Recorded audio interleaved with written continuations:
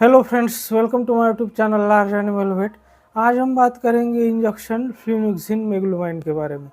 तो फ्लूनिक्सिन मेग्लूमाइन ये एक सॉल्ट है और इसके बहुत सारे प्रिपरेशंस आपको मार्केट में अवेलेबल है। जैसे कि आप स्क्रीन पर देख रहे हैं, ये मेग्लूडाइन है और इसके साथ साथ ये जो दूसरी इंजेक्शन्स आप देख रहे हैं, तो ये बहुत सारे अलग अलग प्रेजेंटेशन में आपको मार्केट में इसके प्रिपरेशंस अवेलेबल है। तो आज हम बात करेंगे कि फ्लूनिक्सिन मेग्लूमाइन जो इंजेक्शन है वो पशुओं में कहाँ कहाँ पर यूज़ किया जाता है, कौन सी स्पीसीज़ में इसका यूज़ होता है, कौन सी स्पीसीज़ में इसका जो डोज है वो कितना होता है, इसका रूट क्या होता है, इसको हमें कहाँ देना है कहाँ नहीं देना है, मतलब कि हमें इसको कहाँ पर अवॉइड करना है, ये प्रेगनेंसी सेफ है या नहीं है। तो इन सारी बातों पर आज हम विस्तार से चर्चा करेंगे। लेकिन उससे पहले अगर आप मेरे चैनल से नए जुड़े हैं या अभी तक आपने मेरा चैनल सब्सक्राइब नहीं किया है तो प्लीज़ मेरे चैनल को लाइक शेयर और सब्सक्राइब करें। साथ में बेल वाला आइकन दबाकर ऑल ऑप्शन भी चुनें ताकि भविष्य में आने वाली हर वीडियो की नोटिफिकेशन आपको समय समय पर मिलती रहे।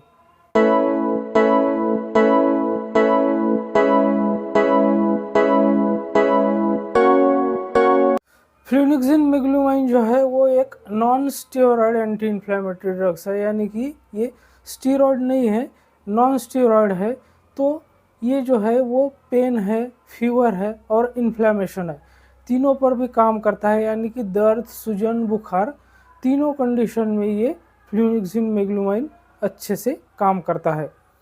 इसी के साथ साथ फ्लूनिक्सिन मेग्लूमाइन इंजेक्शन जो है वो नॉन नार्कोटिक एनाल्जेसिक है, यानी कि जो नार्कोटिक्स होते हैं उनके साइड इफ़ेक्ट भी ज़्यादा है, वो कॉन्शियसनेस पर भी बहुत ज़्यादा असर डालते हैं। तो ये जो एनाल्जेसिक है, ये जो पशु की कॉन्शियसनेस है उसमें सिर्फ माइनर अल्टरेशन करता है, उस पर ज़्यादा कोई इफ़ेक्ट नहीं करता है और इसके साइड इफ़ेक्ट भी बहुत कम होते हैं। इसके साथ साथ ये बात करते हैं कि ये काम कैसे करता है। तो जो इन्फ्लेमेटरी साइट्स पर जो प्रोस्टाग्लैंडिन का सिंथेसिस होता है, प्रोडक्शन होता है, तो उस प्रोस्टाग्लैंडिन के सिंथेसिस को ये इनहिबिट करता है और इस तरह से वो एनाल्जेसिक इफेक्ट उसका क्रिएट करता है। फ्लूनिक्सिन मेग्लूमाइन हॉर्सेस में जो विसरल पेन होता है तो उसको कंट्रोल करने में बहुत ही इफ़ेक्टिव है। जब हॉर्स में अगर हम इसका सिंगल डोज देते हैं तो वो 12 घंटे तक काम करता है। तो वो काम कैसे करता है कि जो प्रोस्टाग्लैंडिन का सिंथेसिस होता है, जो प्रोडक्शन होता है, उसको रोकता है, खास करके थ्रोम्बोक्सिन और प्रोस्टासाइक्लिन को। हॉर्सेस में अगर फ्लूनिक्सिन मेग्लूमाइन इंट्रामस्कुलर रूट से दिया जाता है तो वहाँ पर जो सीवियर इन्फेक्शन होने के, यानी कि लाइफ थ्रेटनिंग बैक्टीरियल इन्फेक्शन होने के बहुत ज़्यादा चांसेस होते हैं, जिसे कि क्लॉस्ट्रिडियल मायोसाइटिस कहते हैं। तो इसीलिए फ्लूनिक्सिन मेग्लूमाइन जो इंजेक्शन है वो हॉर्सेस में नहीं दिया जाता है। फ्लूनिक्सिन मेग्लूमाइन जो है वो खास करके वहाँ पर हॉर्सेस में प्रेफर किया जाता है, एक तो ओरल लिक्विड या फिर पेस्ट के रूप में। फ्लूनिक्सिन मेग्लूमाइन इंजेक्शन की जो एंटी इन्फ्लेमेटरी और एंटीपायरेटिक जो उसके एक्शन है, तो उसका जो ऑनसेट है वो विदिन 2 आवर, यानी कि 2 घंटे के अंदर अंदर वो उसका काम करना शुरू कर देता है और जो उसका पीक लेवल होता है तो वो 12 से 16 घंटे के बीच में होता है और ये लगभग 36 घंटे तक काम करता है। तो इसलिए इस ड्रग को हमें बहुत ज़्यादा फ्रिक्वेंटली इसको रिपीट नहीं करना है, वैसे करने से बहुत डेंजरस हो सकता है, वहाँ पर लाइफ थ्रेटनिंग टॉक्सिसिटी होने के चांसेस रहते हैं। फ्लूनिक्सिन मेग्लूमाइन जो है वो सिर्फ 14% यानी कि 14% यूरिन के एक्सक्रिएशन थ्रू बॉडी से बाहर निकलता है और वैसे तो इसके जो मेटाबॉलिज्म है उसके बारे में अभी बहुत कम जानकारी है। जब भी किसी भी पशुओं में कोई इन्फेक्शन हो जाता है और उस इन्फेक्शन की वजह से पशु का जो बॉडी टेम्परेचर है वो बढ़ जाता है, यानी कि पशु में फीवर होता है, तो वहाँ पर फीवर को कम करने के लिए फ्लूनिक्सिन मेग्लूमाइन का बहुत ही खास रोल होता है। और इसके साथ साथ अगर पशु में कहीं इन्फ्लेमेशन है, जैसे कि आँखों में है, एब्डोमेन में है, तो वहाँ पर भी उस इन्फ्लेमेशन को कम करने के लिए फ्लूनिक्सिन का उपयोग किया जाता है। इसके साथ साथ हॉर्सेस में जो कोलिक होता है यानी कि जो एब्डोमिनल पेन होता है, तो उसमें भी फ्लुनिक्सिन मेग्लूमाइन का बहुत अच्छा रिजल्ट होता है।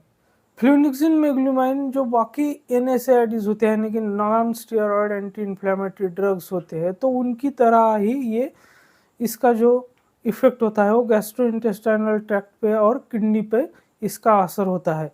अगर हम हॉर्सेस में इसको खास करके अगर डिहाइड्रेटेड हॉर्सेस में इसका यूज़ करते हैं यानी कि फ्रिक्वेंटली यूज़ करते हैं या हाई डोज में यूज़ करते हैं, और स्पेशली जब अदर मेडिसिन्स के साथ इसके कॉम्बिनेशन में यूज़ करते हैं, तो किडनी पर इसका बहुत ही ज़्यादा बुरा असर पड़ता है। तो इसको इसीलिए फ्रिक्वेंटली या फिर जो हायर डोज है उसमें हमें कभी भी नहीं लगाना है। और इसके साथ साथ ये जो गैस्ट्रोइंटेस्टाइनल ट्रैक्ट होती है, तो वहाँ पर भी प्रॉब्लम करता है, जैसे कि स्टमक में और कोलॉन में अल्सर फॉर्मेशन हो जाते हैं। तो फ्लुनिक्सिन मेग्लूमाइन इंजेक्शन जो है वो कैटल, बफेलो, शीप, गोट में अगर इसके हम डोज रेट की बात करें तो 1.1 mg से लेकर 2.2 mg पर केजी बॉडी वेट के हिसाब से इसको दिया जाता है। तो कैटल, बफेलो और शीप, गोट में जहाँ पर भी इन्फेक्शन की वजह से पशुओं में पायरिक्सिया यानी कि बॉडी टेम्परेचर हाई है, तो वहाँ पर भी फ्लुनिक्सिन मेग्लूमाइन का यूज़ कर सकते हैं। अगर रेस्पिरेटरी ट्रैक्ट में इन्फेक्शन हो गया है, उसकी वजह से पशु का बॉडी टेम्परेचर हाई है, वहाँ पर इन्फ्लेमेशन है, तो उस कंडीशन में भी इस इंजेक्शन का यूज़ कर सकते हैं। इसके साथ साथ जो बोवाइन्स है, तो उसमें जो एक्यूट मास्टाइटिस है, तो वहाँ पर पेन, फीवर और जो इन्फ्लेमेशन है, तो उसको कम करने के लिए भी उसका यूज़ किया जाता है।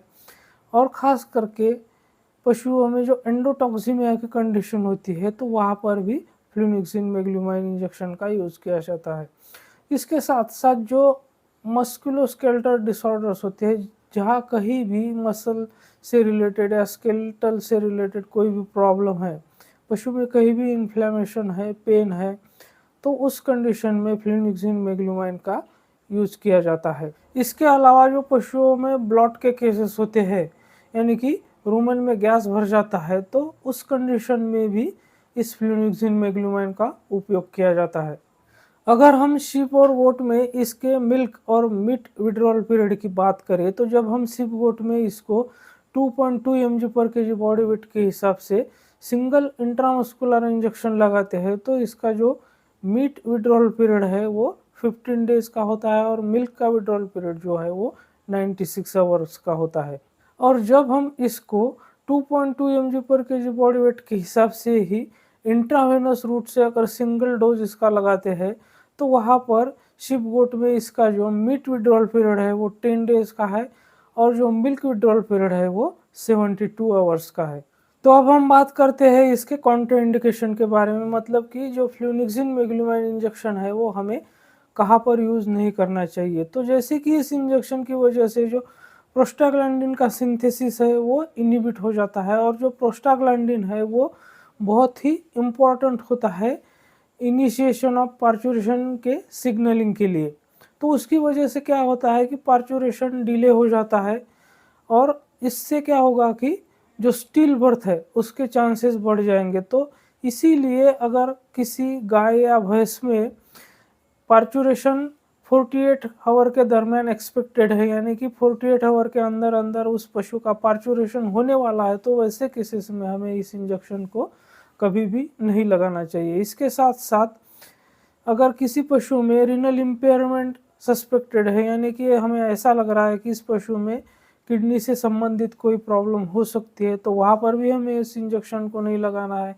जो सीवियरली डिहाइड्रेटेड एनिमल्स होते हैं वहाँ पर भी इसको हमें अवॉइड करना है।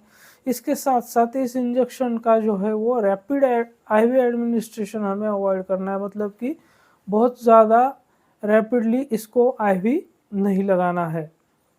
और जहाँ पर गैस्ट्रोइंटेस्टाइनल डिस्टर्बेंस होता है, तो वहाँ पर भी हमें इस इंजेक्शन को अवॉइड करना है। और इसका बहुत ज़्यादा फ्रिक्वेंटली यूज़ नहीं करना है, मतलब इसको फ्रिक्वेंटली बार बार नहीं लगाना है। इसके साथ साथ इसका जो डोज है उससे ज़्यादा यानी कि ओवरडोज भी इसको नहीं लगाना है, तो इस बातों का आपका ध्यान रखना है। तो मेरे साथ बने रहने के लिए आपका बहुत बहुत धन्यवाद।